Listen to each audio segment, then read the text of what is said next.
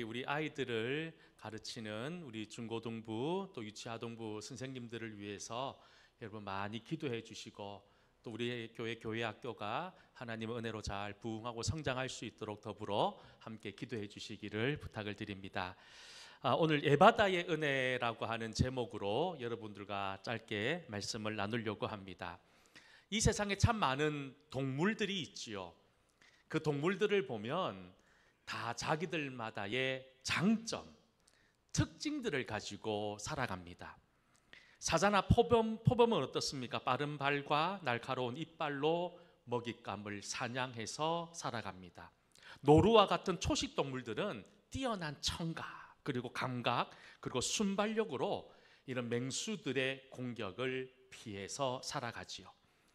여러분, 우리는 어떻습니까? 동물에 비하면 우리 인간이 가진 능력은 너무나도 부족한 것 같아요.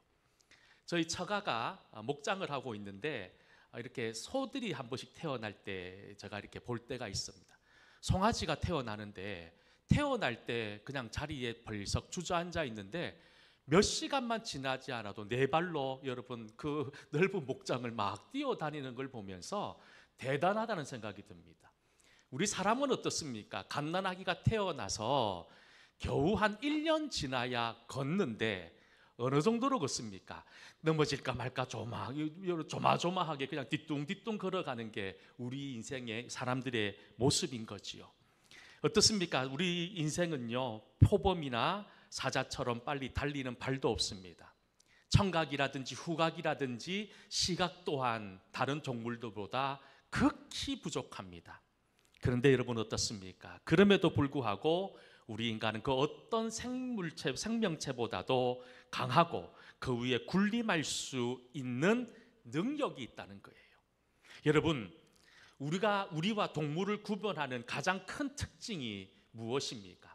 동물들은 본능에 따라서 움직입니다. 본능에 따라 움직이지만 우리 인생은요, 하나님이 이성에 따라서 움직이게 만드셨습니다. 창조하셨지요. 이성을 통해서 이 세상에 존재하는 그 어떤 생명체보다 강한 존재가 되었다는 겁니다. 이 이성이라는 것이 무엇입니까? 무엇이 진리이고 무엇이 거짓인지 분별할 수 있는 영적인 능력을 가진 존재가 되었다는 겁니다. 우리 인간들의 능력은 갈수록 위대해지는 것 같아요. 여러분, 우리 사람들이 이제 달나라로 여행을 갈 것 같습니다. 여러분, 또 우리 인생들은 어떻습니까? 미지의 세계로 알려져 있는 저 깊은 바다로 이제 개척해 나가고 있습니다. 예전에는 고치지 못했던 질병들을 요즘은 약 한 알이면 고치고 치유할 수 있는 그런 능력을 가진 존재들이 우리 사람이라는 거예요. 그런데 그럼에도 불구하고 우리 사람들이 극복하지 못하는, 넘어서지 못하는 분명한 한계가 있다는 거예요. 그 한계가 여러분 무엇일까요? 그것은 우리의 능력으로, 우리의 의지로, 우리의 어떤 땀 흘림으로 하나님을 알 수 없다는 겁니다. 첫사람 아담과 하와의 죄악으로 말미암아 우리는 죄인이 되었습니다. 결국 그것으로 말미암아 하나님과의 관계가 파탄나 버렸어요. 단절되어 버렸어요. 그러니 우리가 하나님을 알기 위해서는 성령의 역사가 있어야지만 하나님을 알 수 있다는 겁니다. 또 누군가의 전도를 통해서 우리는 예수 그리스도를 구주로 고백할 수 있게 되었다는 거예요. 근데 그보다 더 큰 문제는 우리가 성령의 은혜로 하나님을 알게 되고 누군가를 통해서 예수 그리스도를 구주로 고백했다 하더라도 우리는 늘 주님으로부터 멀어지는 인생을 살고 있다는 겁니다.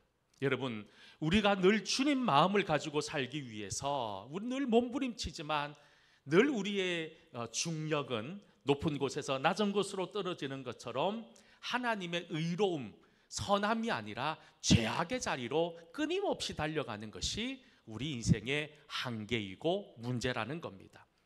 오늘 우리가 함께 나누려고 하는 말씀은 예수님께서 행하신 위대한 기적 가운데 하나인 기먹고 말 더듬는 사람의 질병을, 그 장애를 고쳐주신 이야기입니다. 정상적인 사람도 살기 힘든 시대 속에 하나의 장애가 아니라 두 개의 장애를 가지고 있는 이 사람의 삶이 얼마나 고달프고 얼마나 힘들고 얼마나 처절했을까 짐작이 됩니다. 이 사람 자기가 가지고 있는 장애로 말미암아 세상으로부터 단절된 삶을 살았을 겁니다. 늘 불평하고 원망하는 삶을 살았고 미래가 없는 암흑 같은 삶을 살아왔던 불행한 사람이었지요. 그런데 여러분, 오늘 말씀은 어떻습니까? 이렇게 불평과 원망, 늘 불행과 눈물과 어두움으로 얼룩진 인생에 주님이 찾아오시고 주님을 만나니 그의 귀가 열리고 그의 닫혔던 말문이 열리는 에바다의 은혜가 일어나고 있음을 우리에게 보여주고 있지 않습니까? 오늘 우리가 함께 예배드리는 성도들 가운데 정말로 여러분들의 인생의 문제로 기가 막히고 눈이 막히고 입이 막혀 있는 단절된 삶을 사는 어두운 인생들이 있다면 오늘 이 시간을 통하여 에바다의 은혜를 경험할 수 있는 은혜가 있기를 다시 한 번 더 간절히 소망합니다. 자, 이제 우리 말씀 속으로 한번 들어가 보십시다. 오늘 성경의 이야기는 예수님께서 갈릴리에 도착하셨다는 것으로 말씀을 시작하고 있지요. 우리 31절 말씀 같이 한번 읽어보겠습니다. 예수께서 다시 두로 지방에서 데가볼리 지방을 통과하여 갈릴리 호수에 이르심에, 예수님께서 갈릴리에 도착하셨다는 겁니다. 그런데 이 갈릴리로 가기 위해서 두로와 시돈과 데가볼리라고 하는 지방을 지나서 갈릴리라고 하는 곳으로 도착했습니다.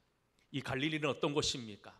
단순히 호수가 있는 그런 지역의 이름이 아니라 그곳은 은혜의 장소였고 하나님을 만날 수 있는 장소였다는 겁니다.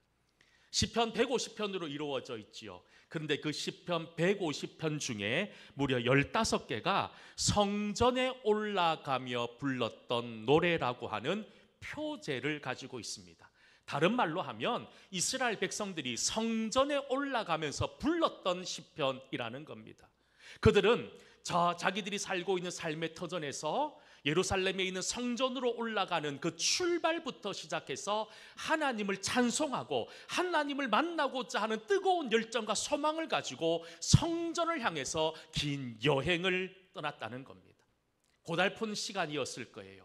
힘들고 고된 시간이었을 거예요. 그런데 그들은 그들의 그 걸음걸음마다 하나님을 찬송하며 노래하며 성전을 향해 올라갔다는 겁니다.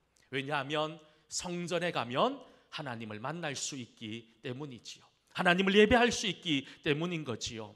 여러분, 우리도 인생을 이곳저곳 돌다 방황하다가 주님 전으로 나오셨잖아요. 지난 한 주의 삶 여러분들은 어떠셨습니까? 힘들고 어둡고 고통의 시간, 눈물의 시간으로 여러분 힘들게 보내셨을 거예요. 그렇게 돌다 우리가 주의 전에 나왔습니다. 이 주의 전은 어떤 곳입니까? 하나님을 예배하는 곳이고 하나님을 만날 수 있는 곳이잖아요. 그러니 여러분, 우리는 이곳에서 주님을 만날 수 있어야 된다는 거예요. 우리가 이곳에서 주님을 만나고 주님을 예배할 때 우리가 온전한 예배자로 세워질 수 있는 것 아닙니까?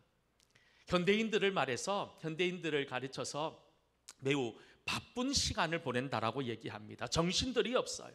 세상이 복잡하게 돌아갑니다.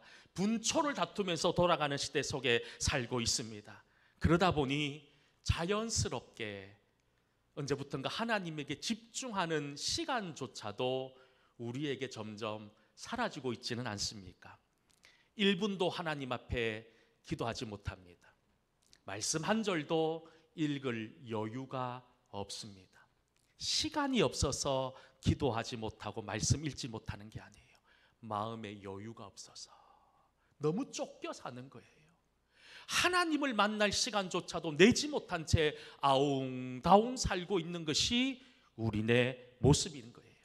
그래서 제가 요즘 계속 강조드리는 말씀이 무엇입니까? 우리가 최소한 예배당에 나와서 예배 드리기 전 옆에 사람들하고 대화하고 옆에 사람들 잘 지냈느냐 이렇게 이야기하는 시간이 아니라 예배를 준비하는 그 짧은 시간만이라도 우리가 하나님을 생각하며 한 주를 돌아보면서 주님께 기도하는 은혜의 시간으로 가져보자라고 늘 말씀드리는데 그게 참 힘든 것 같아요.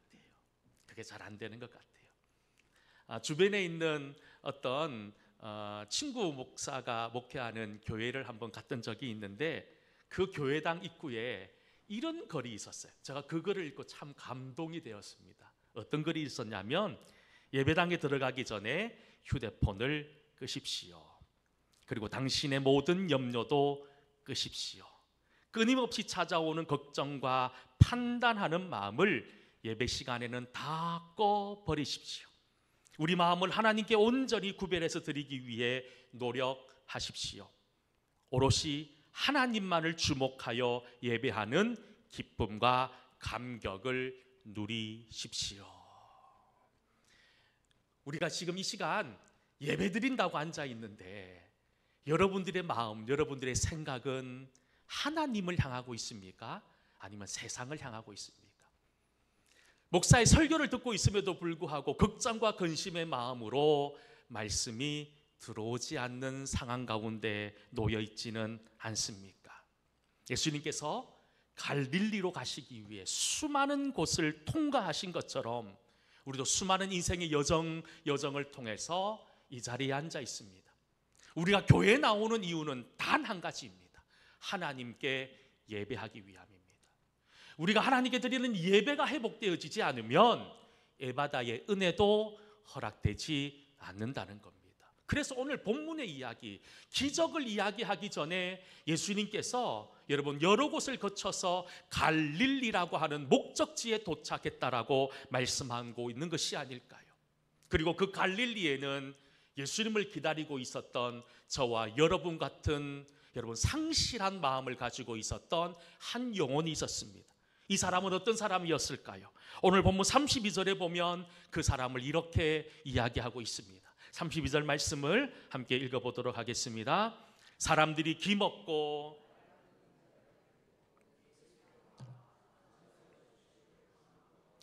여러분 32절 말씀에 보면 이 사람에게는 장애가 있었습니다. 그것도 하나도 아니고 두 개씩이나 기먹고 말 덤듬는 이 복합 장애를 가지고 있었던 한 영혼, 그에게는 이 장애가 불행이었습니다. 너무너무 불행한 인생이지요. 그런데 그럼에도 불구하고 이 사람은 참 행복한 사람이었고 복된 사람이었다는 겁니다.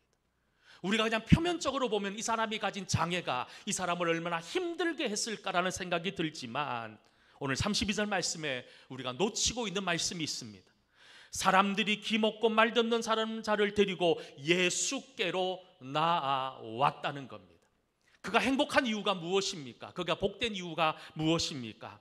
기먹고 말 듣는 장애를 가지고 아픔을 가진 사람이었지만 그 아픔을 마치 나의 아픔처럼 생각하고 주님께로 나오면 해결받을 수 있다라고 하는 믿음을 가진 친구들, 믿음을 가진 동료들이 있었다는 것이 그에게 가장 큰 은혜였고 가장 큰 복이었다는 겁니다.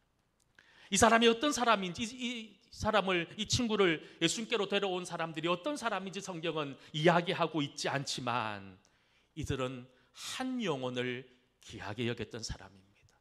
저 사람의 아픔을 나의 아픔처럼 그렇게 생각했던 사람이었다는 겁니다.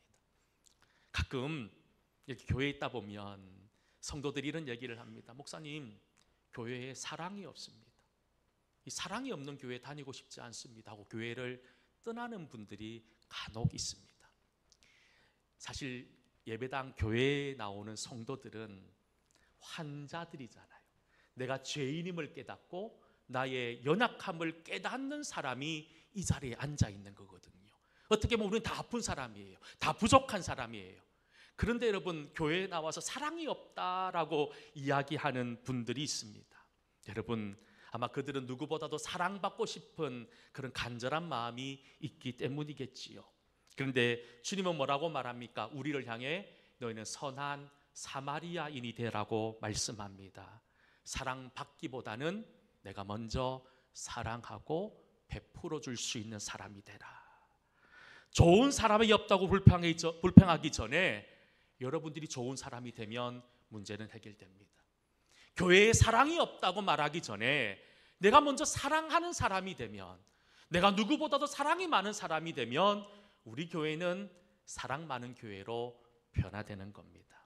여러분, 우리는 지금까지 믿음이 있다고 하면서 늘 모든 것이 나 중심, 나밖에 모르는 이기적인 삶을 살아왔잖아요.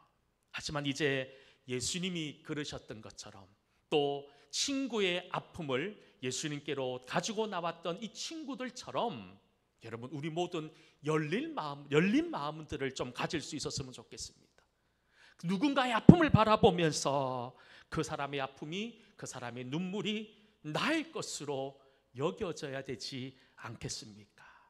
그렇게 기먹고 말 더듬는 사람은 귀한 친구들의 도움으로 예수님 앞에 나오게 됩니다. 오늘 본문 33절부터 35절까지 말씀, 우리 같이 한번 이 말씀 읽어보겠습니다. 예수께서 그 사람을 따로 데리고 침을 뱉어 손을 대시며 하늘을 우러러 탄식하시며 그에게 이르시되 에바다 하시니 이는 열리라는 뜻이라. 그의 귀가 열리고 혀가 맺힌 것이 곧 풀려 말이 분명하여졌더라. 아멘. 사실 성경에 보면 예수님께서 질병을 가진 사람들을 고치신 이야기들을 종종 보게 되지요. 그 고치는 방법들을 보면 다 제각각입니다. 다양하게 고치셨습니다. 그런데 오늘 이 장애를 가진 이 사람을 고치시는 예수님, 어떤 방법을 선택하셨습니까? 한번 상상해 보십시다. 침을 뱉었습니다. 얼마나 더럽습니까? 여러분, 생각해 보면 좀 지저분하잖아요. 좀 깔끔하게 하셨으면 좋겠는데 손가락을 양귀에 놓고 침을 뱉어 그 혀에 손을 대시고 하늘을 우러러 탄식하며 에바다 하셨다는 거예요. 여러분, 의사들이 보면 기가 막히고 코가 막힐 일은 아닙니까?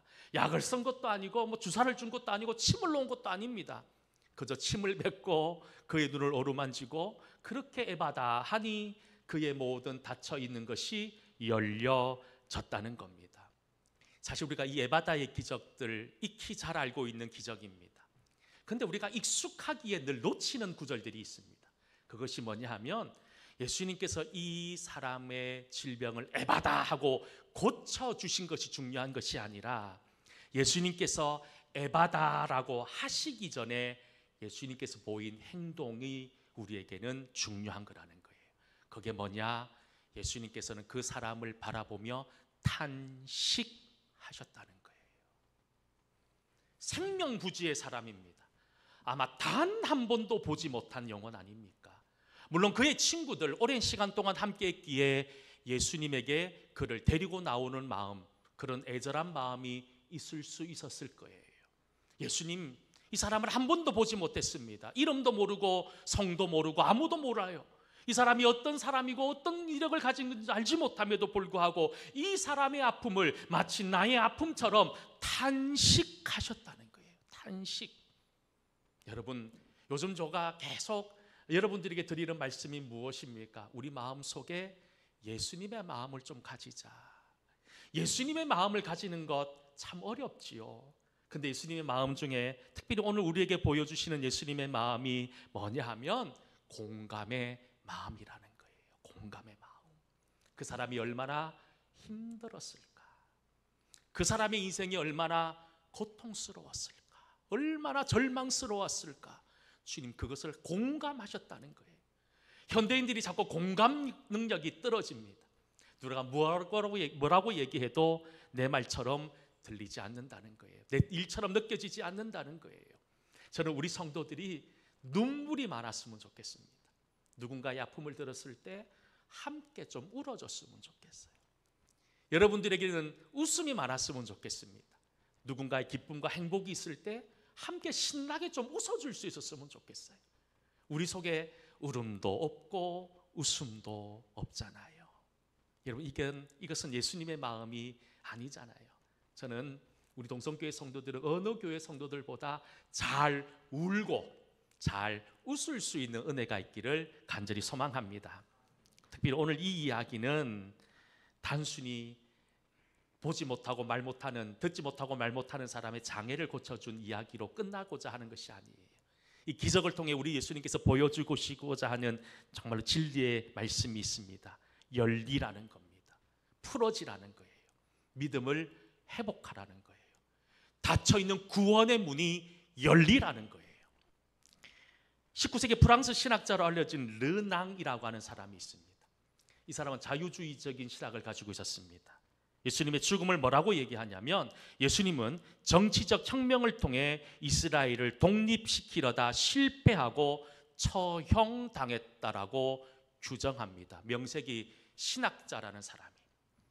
남미를 중심으로 해방신학이 등장했습니다. 그리고 지금 또 수많은 어떤 다양한 신학들이 이 땅에 존재합니다. 그들의 주장을 들어보면 예수님께서는 이 땅에 정치적인 해방을 위해서 오셨다라고 이야기합니다. 억압받는 정치적인 핍박 가운데 있는 사람을 살려내기 위해, 구원하기 위해 왔다는 거예요. 여러분, 물론 다양한 견해들이 있을 수 있지만 그것은 모두 오답입니다. 예수님께서 이 땅에 오신 이유는 누군가의 아픔과 질병과 공고한 경제적인 문제, 이런 문제들을 해결하기 위해서 오신 것이 아니라 가장 먼저 그 사람의 구원, 그 사람의 영혼 구원을 위해서 이 땅에 오셨다는 거예요. 마귀는요, 끊임없이 이것을 지우려고 합니다. 예수님의 십자가를 자꾸 지우려고 하는 시도가 지금도, 그리고 미래에도 계속해서 끊임없이 일어날 겁니다. 계속해서 우리 기독교를 도덕적 종교로 만들 거예요. 윤리적인 종교로 만들 거예요. 불쌍한 사람을 도와주는 그런 봉사하는 종교로 만들어 나갈 거예요. 여러분, 속지 마시기 바랍니다. 우리 기독교는 구원의 종교입니다. 복음의 종교입니다. 죽어가는 사람들에게 예수 그리스도를 전하고 살리는 일을 하는 것이 기독교이고 교회가 되어야 된다는 거예요. 어떤 분은 교회가 구제해야 된다고 말합니다. 어떤 분은 교회가 교육해야 되고, 어떤 분들은 이 땅에 많은 일들을 해야 된다고 얘기합니다. 맞습니다. 해야지요. 근데 그거보다 더 우선돼야 되는 것은 영혼 구원이라는 거예요. 영혼 구원을 교회가 하지 못하면 이 땅에 영혼을 구원할 수 있는 어떤 조직도, 어떤 것도 존재할 수 없기 때문이지요. 우리 예수님, 오늘 이 장애를 가진 사람에게 보여주고자 하는 것이 무엇입니까? 내가 진짜 생명인 것을 보여주는 거예요. 나를 만나면 해결된다는 거예요. 여러분, 인생을 살다가 해결되지 못한 문제들이 왜 없습니까? 지금도 그 문제들을 한 보따리씩 가지고 이 자리에 나오셨을 거예요. 그런데 지금까지 그 문제들을 내 힘으로만 해결하려고 하다 보니 변화가 없고 오히려 더 막히는 경험들을 하고 있지는 않습니까? 여러분, 다시 한 번 더, 내가 혹여나 기가 막히고 이가 말이 안 되고 여러분 아무것도 보지 못하는 그런 장애를 가진, 영적 장애를 가진 인생으로 살고 있지는 않는지 잘 돌아보시길 바랍니다. 주님, 오늘 이 시간에 여러분들에게 에바다라고 말씀하고 있는 거예요. 열릴 것을 말하고 있는 거예요. 구원자가 나라는 것을 말하는 거예요. 내가 인생의 유일한 해방자이고 유일한 구원자이심을, 모든 문제를 풀어주시는 분이심을 다시 한 번 더 우리에게 말씀하고 있다는 겁니다. 사랑하는 성도 여러분, 다시 한 번 더 주님 붙들 수 있기를 축복합니다. 주님께 나와서 여러분들의 인생들을 내려놓고 주님과 함께 주님 만나고 주님 은혜 가운데 열려지는, 뚫려지는 귀한 믿음의 성도들이 다 될 수 있기를 주의 이름으로 간절히 축원합니다. 예전에 참 많이 불렀는데 오래간만에 열려라 에바다 이 찬양 한번 드렸으면 좋겠습니다.